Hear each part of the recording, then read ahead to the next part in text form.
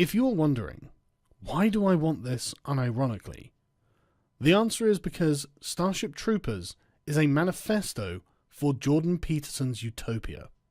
This is not an accident. Heinlein envisaged that the welfare state would continually weaken the bonds of duty that kept society functioning, leading to a lack of personal responsibility that would eventually see liberal democracies collapse into anarchy.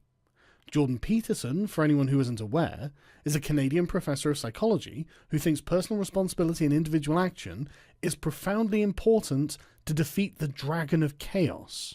I don't think that people have talked to young people about responsibility in any real sense. And being on their side at the same time for like 50 years.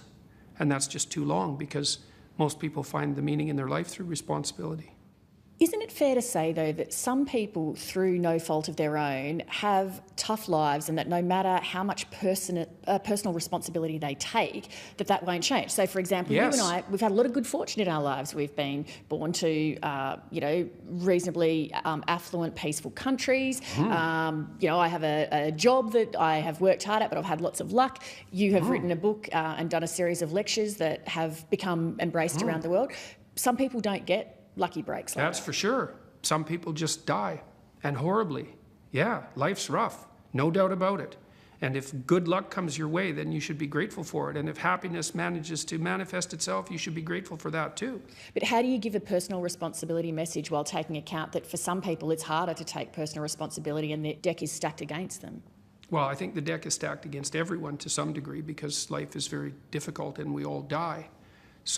But some people do have it harder than others. And all of us have it very hard at some times in our lives. It's like, well, what's the alternative? You take responsibility for that and try to struggle uphill because the alternative makes everything worse.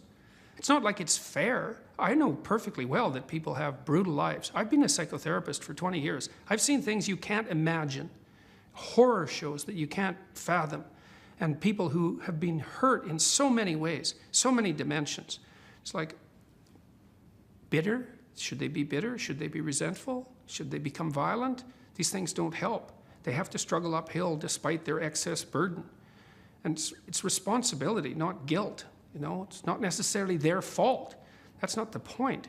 It appeals to the best in you. It tells you that you are the highest moral authority in your life, and you should act like it.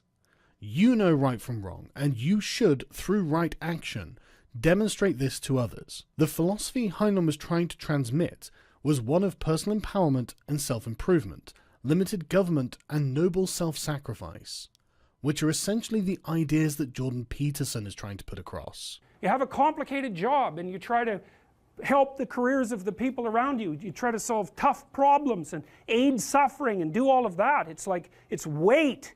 It's responsibility, but there's glory in it. There's real glory in it. There's deep meaning in it.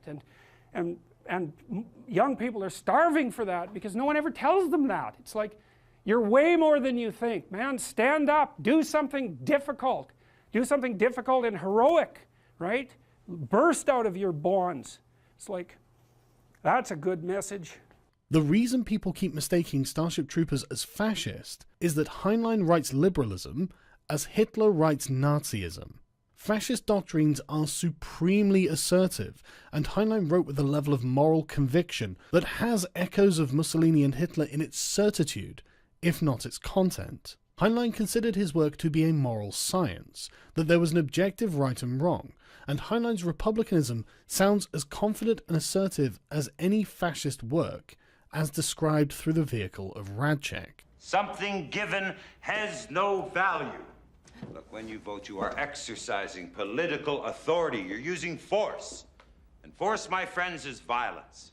The supreme authority from which all other authority is derived. Every word correct. We are simply not used to having liberal democracies reimagined in such a powerful way, and the result is seductive. Why wouldn't it be better for us to emerge from our passive democracies with an empowered and meritorious ruling class that actually deserves its position by virtues of determination and merit being the most significant factor in one's success? This kind of Petersonian can-do, self-empowered attitude infuses Heinlein's liberalism with the moral force of fascism, and I think it is on that basis the confusion comes. A constitutional meritocratic republic run by citizens for the benefit of civilians is probably the best kind of state it is possible to create in order to protect personal freedom. The Terran Federation is a form of liberal utopia. It is a celebration of the moral good that is swearing an oath to a constitution to pledge oneself to defend people's rights. It has meaning because it puts you in voluntary service to your fellow man for the common good. A citizen accepts personal responsibility for the safety of the body politic, defending it with his life. A civilian does not. The exact words of the text. But do you understand it? Do you believe it?